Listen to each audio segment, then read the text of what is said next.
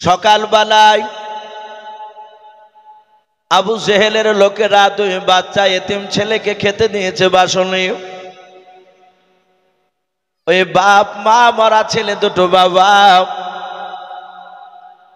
প্রথমে বাপ যে যখনই আপনার হা দেয় খাবারের বাসনে বাপ যে হা দিয়েছে,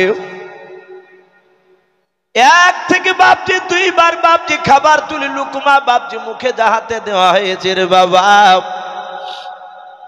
আর ওই সময় বেঈমান আবু জেহেলকে দেখা গেল ঘরের ভেতর থেকে তলোয়ার হাতে করে নিয়ে এসে দুই বাচ্চার সামনে থেকে খাবারের বাসনটা কেড়ে নিল।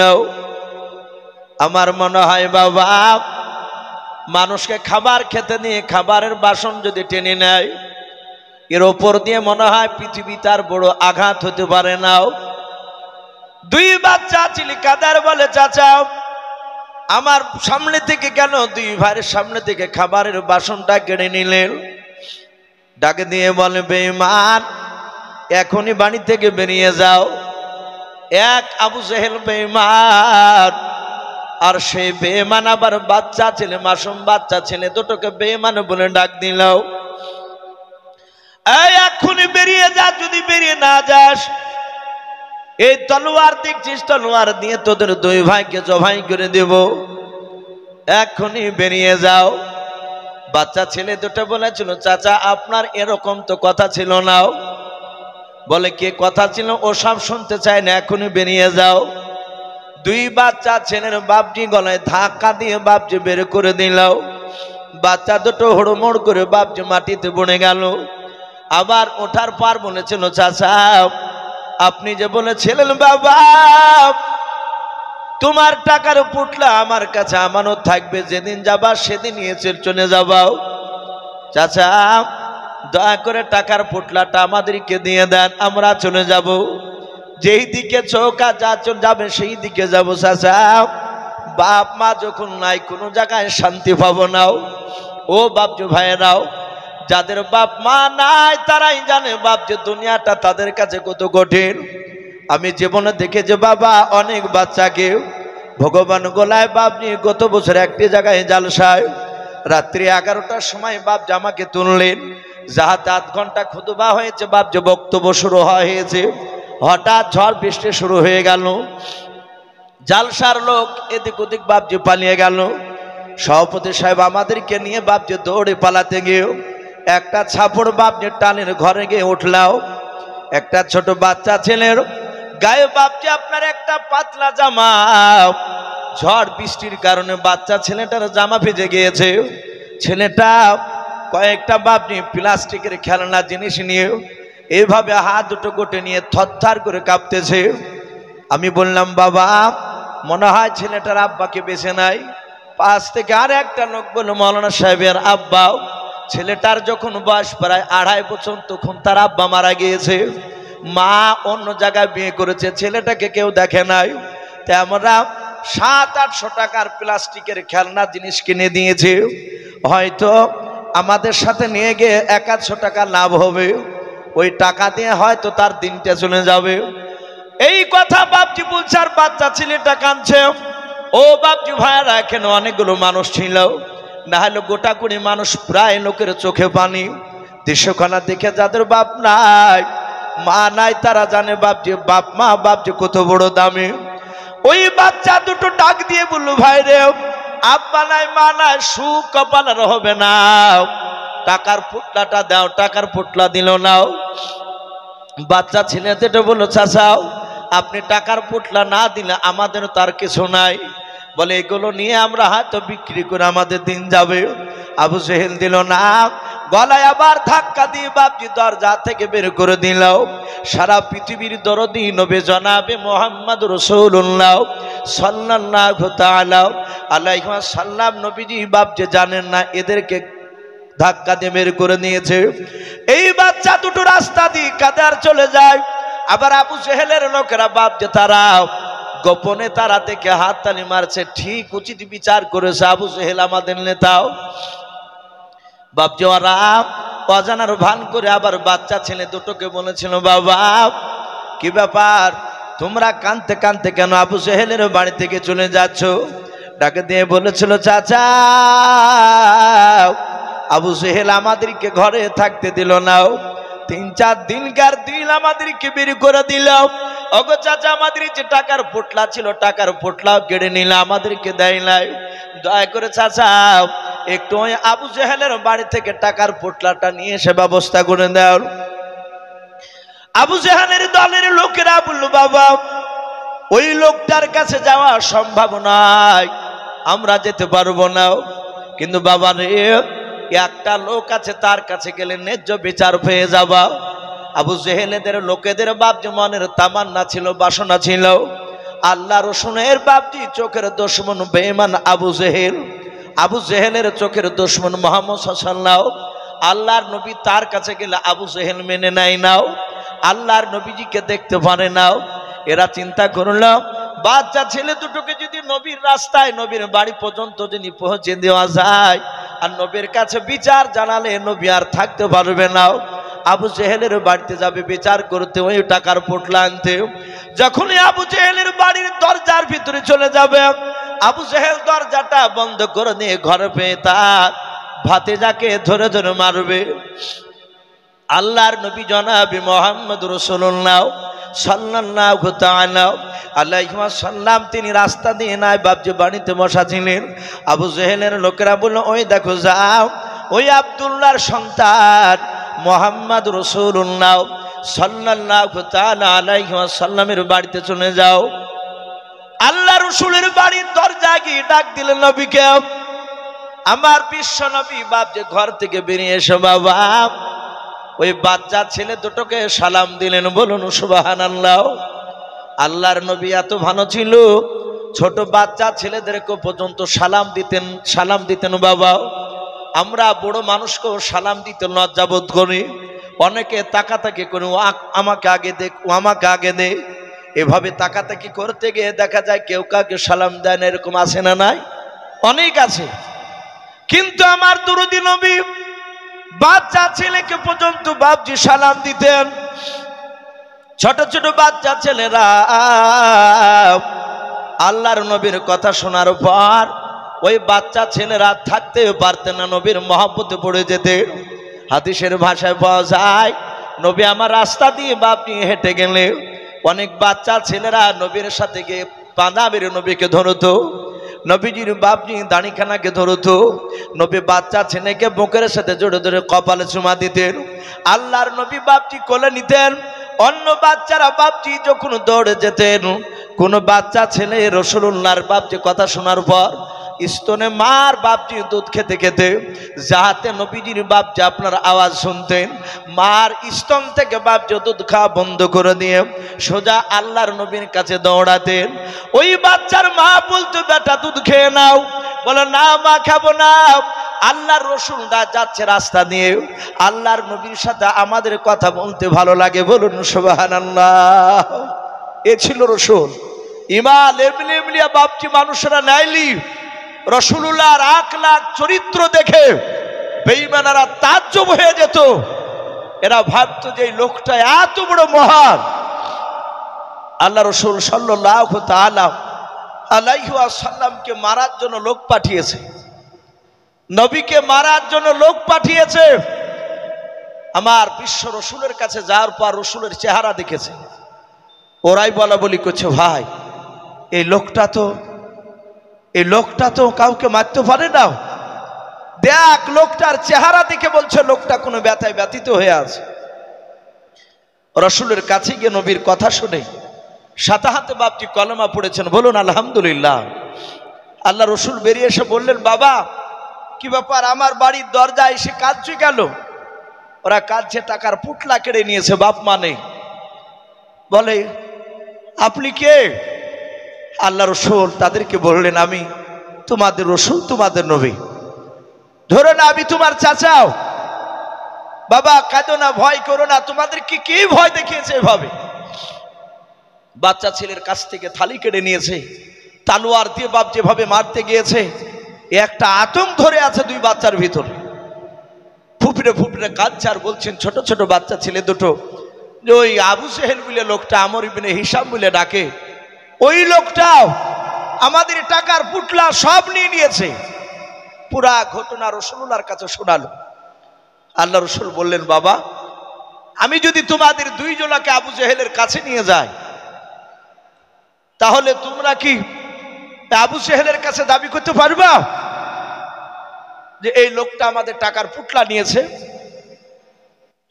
বাচ্চা ছেলে দুটো বলেছিল, নবী আমরা পারবো। আল্লাহ রাসূল দুই বাচ্চার হাত দুখানা ধরে টেনে টেনে টেনে টেনে বাপজি বেঈমান আবু জেহেলের বাড়ির দরজার দিকে বাপজি চলে যাচ্ছে। ওই দিকে আবু জেহেলের লোকেরা, রাস্তার দুই ধারে বাপজি খাজুর বাগান রয়েছে, গাছ রয়েছে। বাপ আবু জেহেলের লোকেরাও আড়াল থেকে উঁকি মেরে মেরে দেখতেছে। দেখে এই তো আমাদের কাজ হয়েছে কথায়। আবু জেহেলের বাড়িতে যখনই খাবার আনতে যাবে, ওই টাকার পোটলাটার কথা বলবে, ঘরের ভিতরে পাথর মারবে। আল্লাহর নবী জনাবে মুহাম্মদ রাসূলুল্লাহ সাল্লাল্লাহু তাআলা আলাইহি ওয়াসাল্লাম তিনি যাচ্ছিলেন। বেঈমান আবু জেহেলের লোকেরা আড়াল থেকে উঁকি মেরে মেরে বাপজি দেখছিল, দেশখানা মুহাম্মদকে মারবে, আমাদের আনন্দ লাগবে, ভালো লাগবে, আমরা আড়াল থেকে আমরা হাত টেনে মেরে মেরে আনন্দ ভোগ করব। বেঈমান আবু জেহেল বিশ্ব নবীকে দেখেছেন। আল্লাহ রাসূল বাপজি আবু জেহেলের বাড়ির দরজায় যাওয়ার আগে 50 থেকে 60 হাত দূর থেকে বাবা বেঈমান আবু জেহেল ভিতর থেকে থাকতে পারে নাই, সোজা দৌড়ে বেরিয়ে এসে বলছে, ভাতিজা ও ভাতিজা, খবরদার ওখান থেকে যেন আর সামনের দিকে আসবা না। আবু জেহেলের লোকেরা আড়াল থেকে ভাবছে, বেটা একেন করছে, ওকে মানা করছে কেন? আমরা তো ওর বাড়ির ভিতরে পৌঁছিয়ে দেওয়ার তো রাস্তা করেছি। ও যে রাত দিন বেটা মুহাম্মদ সাল্লাল্লাহু আলাইহি ওয়াসাল্লামকে মারবো করে, আর আজ দূর থেকে কেন বারণ করছে যে দূরে থাকো আর কাছে আসো না? আল্লাহর নবীজি দাঁড়িয়ে গেলেন। বিশ্ব নবী দাঁড়িয়ে ডাক দিয়ে বলেছিলেন, চাচা। বেঈমান আবু জেহেল আমার বিশ্ব নবীকে অশ্লীল ভাষায় বাপজে ডাকতো। আল্লাহর নবীকে বাপজে আপনার কোন সময় বাপজে ভালো ভাষায় ডাকতো না। আর নবী আমার যতবারই বাপজে কথা বলতে গিয়েছেন আবু জেহেলের সাথে, ততবারই মধুর সুরে ডাক দিয়েছেন, চাচা যান। আল্লাহ রাসূল বললেন, ওগো চাচা যান, আপনি বাচ্চা ছেলে দুটোর আপনাকে টাকার পোটলা কেড়ে নিয়েছেন, বলুন আপনার দরবারে কি আছে, ঘরে আছে বলুন। আবু জেহেল বাপজি না বলতে পারলো না, সাতাতি মূল্য স্বীকার করে নিয়ে বলে, হ্যাঁ নিয়েছে। আল্লাহ দরুদি নবী ডাক দিয়ে বললেন, চাচা যান, যদি বাচ্চা ছেলে দুটোর টাকার পোটলা যদি কেড়ে নিয়ে থাকে, দয়া করে আপনি এক্ষুনি টাকার পোটলাটা দিয়ে চলে যাও। আবু জেহেল বলল, ভাতিজা তুমি দাঁড়াও, আমি ঘর থেকে টাকার পোটলা নিয়ে এসে এক্ষুনি দিয়ে দিয়েছে। আল্লাহর নবী দাঁড়িয়ে আছেন। আবু জেহেলের লোকেরাও দূর থেকে বাপজি আড়াল থেকে দৃশ্যখানা দেখছিল, যাহাতে বাপজি নবীর কাছে পোটলা নিয়ে এসে দিয়ে দিল। আল্লাহর নবী বাপজি বাচ্চা ছেলে দুটোকে বলেছিলেন, বাবা দেখো তোমাদের সঠিক টাকাগুলো, ওই টাকার পোটলা আছে কিনা। যদি টাকার পোটলা থেকে আবু জেহেল টাকা বের করে নেয়, তার ব্যাপারে বিচার করা হবে। দুই বাচ্চা টাকার পোটলা বাপজি খুলে দেখল। খুলে দেখার পর রসুলকে ডাক দিয়ে বলেন, চাচা আমাদের টাকার পোটলা থেকে একটাও টাকা নেই নাও। আল্লাহর নবী বের করে নিয়ে চলে আসলেন।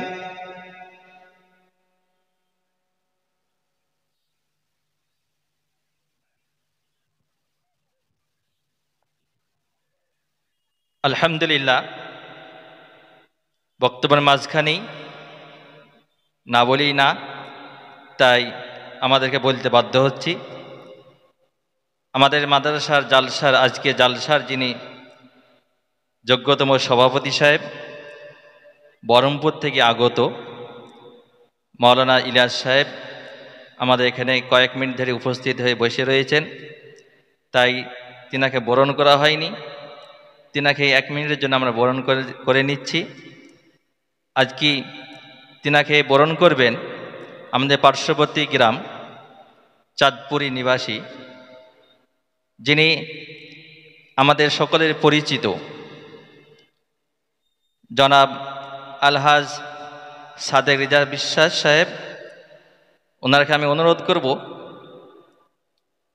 আজকে জালসা যিনি স্টেজের সভাপতি সাহেব, ওনাকে বরণ করার জন্য। তাই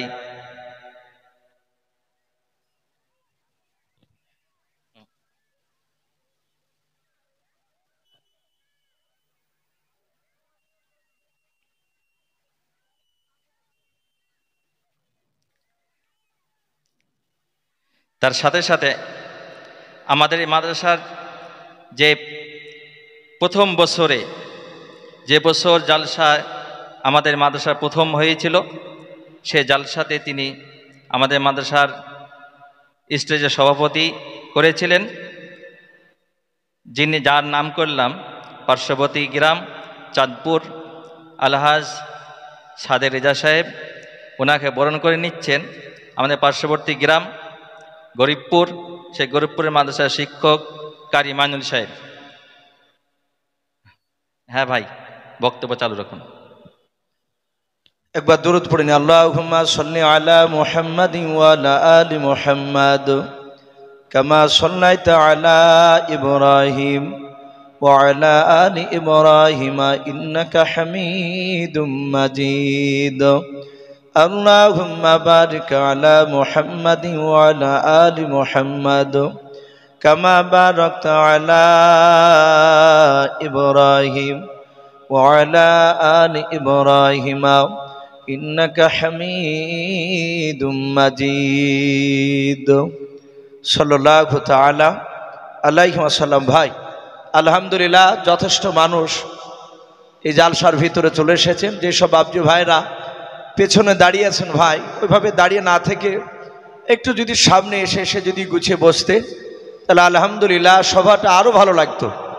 যেহেতু অনেক পেছনকার বাবজি ভাইরা, তাদের আসতে একটু অসুবিধা হচ্ছে। আর মাদ্রাসার মুফতি সাহেবকে বলবো, হুজুর আপনি 2-4টে ছেলে ওখানে রাখবেন কমিটি, তারা যেন চুপে চুপে ইশারা করে যেন তাদেরকে বসার জন্য যেন একটু অনুরোধ করে। তো ভাই আমি বলছিলাম যে আল্লাহ রসুল সাল্লাল্লাহু তাআলা আলাইহি ওয়াসাল্লাম বিশ্বনবী দরদি নবী বলেন, চাচা যদি পুটলা নিয়ে থাকেন তাহলে এখনই নিয়ে এসে দিয়ে দেন। আবু জেহেল না বলে সোজা পুটলাটা নিয়ে এসে বাপজি দিয়ে দিল। আল্লাহ রসুল বলেন, বাবা দেখো তোমাদের পুটলা থেকে টাকা আবু জেহেল 2-4 টাকা নিয়েছে কিনা। ওরা খুলে বলল, হুজুর 1টা টাকাও নেয়নি। রসুল তাদেরকে নিয়ে এসে বলল, বাবা এখন তোমাদের মন যেদিকে চাইবে সেদিকে যেতে পারো, তোমরা এখন স্বাধীন, টাকার পুটলা পেয়ে গিয়েছো। আল্লাহ রসুল সেখান থেকে চলে আসলে বেঈমান আবু জেহেলের লোকেরা দেখলো বেটা একেলে করলো, হাতের মুঠে পার পরও তাকে মারলো না। আর আমাদের সামনে বক্তব্য দিতে গিয়ে বলে যে বেটাকে মারা যাবে কি করে। সম্মানিত ভাইরা আমার, বাবা জীবনেরা, আবু জেহেলের লোকেরা এসে বলল, ভাই আবুল হিকাও, এই জ্ঞানীগুণী বুদ্ধিজীবীর বাপ, আমরা আজ বুঝতে পেরেছি তোমাদের চাচা ভাতিজার মধ্যে সম্পর্ক রয়েছে, গোপন তোমাদের বন্ধুত্ব রয়েছে, না হলে তুমি হাতের মুঠে পাওয়ার পর কেন তুমি মারলে না। আবু জেহেল ডাক দিয়ে বলেছিল, আমার বন্ধুরাও শুনে নাও, আদৌ আমার মুহাম্মদ সাল্লাল্লাহু আলাইহি ওয়াসাল্লামের সাথে আমার বন্ধুত্ব নাই রে বাবা। ও বন্ধুরা, আমার সাথে তার বন্ধুত্ব ছিল না, আগেও ছিল না, এখনো ছিল না, আগামী তো থাকবে না মৃত্যু পর্যন্ত। এই বন্ধুরা, তোমরা সবাই দেখতে পাও না বলে নাও। বলে আব্দুল্লাহর সন্তান যখন আমার বাড়ির দিকে বাচ্চা ছেলে দুটো নিয়ে যখন আসতেছিল, 50 থেকে 60 হাত দূর থেকে আমি তাকে দেখলাম। ওই মুহাম্মদ সাল্লাল্লাহু আলাইহি ওয়াসাল্লামের 2 দিক থেকে 1 নাই 2 নাই, 60 থেকে 70 খান তলোয়ার, মনে হচ্ছিল সোজা এসে আমার বুকে এসে গেঁথে যাবে। বলুন সুবহানাল্লাহ। আয় বন্ধুরা, ওই তলোয়ারের ভয়ে আমি তাকে বলেছি যে বেটার আগে দিকে আসিস রে, ওখানেই দাঁড়া। আমি যদি একবার না করতাম আমার মনে হয় 60 থেকে 70 খান তলোয়ার সব বুকে এসে গেঁথে যেত। বলুন সুবহানাল্লাহ। এই আবু জেহেল তবু বাপজি রসুলের উপর ঈমান আনেনি। কেতাবে লিখেছে রসুল আমার তার নামটা আবু জেহেল কেন দিলেন? এই বেঈমান আবু জেহেল রাসূলুল্লাহকে এত কষ্ট দিয়েছিল, নবীজির বিরুদ্ধে এত ষড়যন্ত্র করেছিল যে রসুলকে দুনিয়ার বুক থেকে নাস্তাবুদ করে দিবে। কেতাবে লিখেছে বেঈমান আবু জেহেল এক নয় দুই নয়, রসুলকে অনেক রকমের বাপজি পরীক্ষা নিয়েছিল, অনেক রকমের। গোপনে নবীজির কাছে পাথর নিয়ে গেছে, পকেটে ভরে নিয়ে রসুলকে বলেছেন ভাতিজা শুনলাম তুমি নাকি নবুয়তের দাবি করেছো, তুমি নাকি বেটা বড় নবী, যদি নবী হয় তাহলে বলতে পারবে আমার এই মুঠের ভিতর কি ভরা আছে? শুধু আল্লাহ রসুল বললেন চাচা আমি বলবো না, আপনার ওই মুঠের ভিতরে যা আছে তাতেই কথা বলবে। জোরে বলুন সুবহানাল্লাহ। আবু জেহেল বলল তা কি করে সম্ভব? বলে কই কথা বলতে বলো তিনি। বলে চাচা আপনি আমাকে নবী বলে স্বীকার না করলে আপনার হাতের ভিতরে যা আছে তাতে স্বীকার করবে। আবু জেহেল দেখছে পাথরে হাতের ভিতর থেকে কলমা লা ইলাহা ইল্লাল্লাহু মুহাম্মাদুর রাসূলুল্লাহ বলুন সাল্লাল্লাহু তাআলা আলাইহি ওয়াসাল্লাম। আবু জেহেল অবাক, এ পাথরে কথা বলে। এ আবু জেহেল এটা জানার পরও বাপজি সেই বানারেনি। ওদবা সাইবা আবু সুফিয়ান আবু লাহাব নবীর আপন চাচা শুদ্ধে আছে। রসুলের টোটাল বাপরা ভাই ছিল 10টা, তার মধ্যে থেকে কিছু ভাই ছিল রসুলুল্লাহর চাচা ছিল ইমানদার, আর কিছু চাচা ছিল বাপজি বেঈমান। তার মধ্যে থেকে বাপজি রসুলের চাচারা যে বেঈমান ছিল কয়েকটা, তার মধ্যে থেকে সবচেয়ে বড় বেঈমান ছিল এ আবু লাহাব। নবীজের আরেকটা চাচা ছিল বেঈমান, তার নাম ছিল বাপজি আবু তলিব। শোনেন নাই? রসুলের আপন চাচা আবু তলিব। এ বেটাটা নবীর ওপর ঈমান আনেনি, কিন্তু রসুলুল্লাহকে নিজে জানের চেয়ে বেশি ভালোবাসতেন। বলুন আলহামদুলিল্লাহ। নবীকে এত ভালোবাসতেন, আরে বেঈমান আবু লাহাব রসুলুল্লাহকে ভালোবাসেনি, বরঞ্চ চরম বিরোধিতা করে গেছে। শুধু আবু লাহাব নয়, আবু লাহাবের স্ত্রী উম্মে জামেলা সিদ্ধে ওরা স্বামী স্ত্রীতে নবীজির বিরোধিতা করেছে। আর আমার বিশ্ব রসুলের চাচা আবু তলিবের সামনে নবীকে মারবো বললে আবু তলিব আর সহ্য করতে পারতো না। আল্লাহ রসুল একদিন কলমার দাওয়াত দিতে গিয়েছে, আবু জেহেল রসুলকে গলায় ধাক্কা দিয়ে বের করে দিল, বলে আগামীকাল থেকে কলমার দাওয়াত দিবি না। আর ওই সময়তে রসুলুল্লাহর আপন চাচা যার উপর ঈমান আনেনি নবীর উপরে, এ আবু তালিব সে চলে যাচ্ছে। আবু তালিব মক্কা নগরে, সেও আবু জেহেলের মতো একটা তাবড় নেতা কুরাইশ বংশে। আবু জেহেল বলল ভাই আবু তালিব তোমার ভাতিজা আমাদের উপর চরম বাড়াবাড়ি গেছে। বলে কি করছে? বলে তুমি জানো না আজ 14 দিন হচ্ছে কলমার দাওয়াত দিয়ে বেড়াচ্ছে।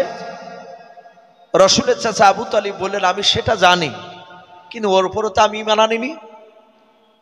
আবু জেহেলরা ডাক দিয়ে বললে এই আবু তালিব, শুধু তোমার ভাতিজা বলে গায়ে হাত তুলি না, আগামী কালকে বারণ করে দিও তোমার চাচা ভাতিজা তোমার জানো আমাদের বিরুদ্ধে যেন আর কলমার দাওয়াত না দেয়। যদি দেয় তাহলে আমরা তোমাকে তোমার ভাতিজাকে মারতে বাধ্য হব। শুধু এতটুকু কথা বলেছে, অমনি আবু তালিবের চোখে পানি চলে আসলো। রসুলুল্লাহর চাচা বাড়ি চলে গিয়েছে। আবু তালিবের স্ত্রীকে ডাক দিয়ে বলছেন আবু তালিব বিবি রে, অনেক দিন ধরে আমি আর আমার ভাতিজা একসঙ্গে খাবার খাই নাই। সেই রসুলুল্লাহর বয়স যখন 8 বছর, তখন থেকে নিয়ে খাদিজার সাথে বিয়ে হওয়ার আগা দিন পর্যন্ত, এমনকি ভাতিজা যেদিন বিয়ে করতে যায় খাদিজাকে, সেদিন সকালও আমার সাথে একই বাসনে খাবার খেয়েছে। বলুন আলহামদুলিল্লাহ। রসুল এত ভালোবাসতেন তার চাচাকে, আবু তালিবও ভালোবাসতেন, এক বাসন ছাড়া খাবার খেতেন না বাব্বাটাই। আবু তালিব বলতেন, তার বিবি মাঝে মাঝে বলতো, ওগো স্বামী আপনারা আলাদা করে খান না কেন? আপনার ভাতিজাকে আমি তো খাবার খাওয়াই। বলো ওর মা নাই, আব্বা নাই, হয়তো তুমি খাবার দিতে গিয়ে আমার ভাতিজা যদি বেশি খায়, তুমি হয়তো আর চোখে চোখে হয়তো তাকে বকতে পারো। আমার ভাতিজা সেই দিন থেকে হয়তো আর লজ্জায় পেট ভরে খাবার খাবে না। এই জন্য আমার ভাতিজাকে আমি একই বাসন নিয়ে খাই, আমার ভাতিজা খেতে গিয়ে যেন কষ্ট না পায়। বলুন আলহামদুলিল্লাহ। খাদিজার সাথে বিয়ে হওয়ার পর থেকে বাপজি রাসূলুল্লাহ চাচার খাই না, ওরা স্বামী স্ত্রীতে খাবে। আমরা বাপজি স্বামী স্ত্রীতে একসঙ্গে খাবার খুব কমই খাই না বলি চলে। হ্যাঁ খায়, আবার কিছু লোক দেখা যায় ভাত খায় পেড়া কুট্টি করে রাখে, দু সাইডে রাখিয়ে তার বিবিকে বলবে খাও ধেনি, কেমন ভালোবাসা আমাকে, সাইড কেটেও খাই না, এমন করে রেখেছে মনে হচ্ছে এক কুকুরে মুরগিতে হাং টালছে। আর বিবি দেখছে স্বামীর খাবার উঠে এলে, আর বিবি যদি আবার কোনোদিন পরীক্ষা করে যদি দুটো ভাত খেলে আর যদি বলে একটু খাও ধেনি, পাগলা পেয়েছিস নাকি যে তোর আঠো খাবো আমি, সাথে হাতে যাও। এই জন্য তো বাপজি স্বামী স্ত্রীর মধ্যে 6 মাস 5 মাস 3 মাস 4 বছর 12 বছর পর্যন্ত আকড়াকড়ি নাই, একই বাড়িতে সংসার করে, সংসারে শান্তি নাই। আর রাসূলুল্লাহর বিবি আয়েশা বলেন, আমি যেই গ্লাসে ঠুট লেগে পানি পান করতাম, সারা পৃথিবীর শ্রেষ্ঠ নবী, যে নবী রাস্তা দিয়ে একদিন হেঁটে গেলে ওই রাস্তায় 14 দিন না হাঁটলে ওই রাস্তাতে নবুয়াত খুশবু পাওয়া যেত। বলুন আলহামদুলিল্লাহ। নবীর পেশানি ঘাম বেরোলে সাহাবারা আতর নিব বাগব বলে বাপজি তারা ব্যবহার করতে, এত মুস্কাম্বার না খুশবু বেরোতো। সেই নবী আয়েশা তার স্ত্রী বলছে যে আমি যে জায়গায় ঠুট লেগে পান করতাম রাসূলুল্লাহ দেখতে, আমার পানি খাওয়া হয়ে গেলে রাসূলুল্লাহ গ্লাসটা ওই দিকে ধরে নিয়ে আমার ঠুট লাগানো জায়গায় মুখ লাগিয়ে পানি পান করতেন। বলুন সুবহানাল্লাহ। মহব্বত এমনি হয় না, একদিক থেকে ভালোবাসা জন্মায় না, বা দুই দিক থেকে না হলে। স্বামী স্ত্রী মহব্বত দেখবেন দুনিয়াতে আপনার জান্নাত হয়ে যাবে ইনশাআল্লাহ। কিন্তু আমাদের বাপজি শান্তি নেই, কিন্তু আছে, একেবারে সবাই খারাপ তা নয়।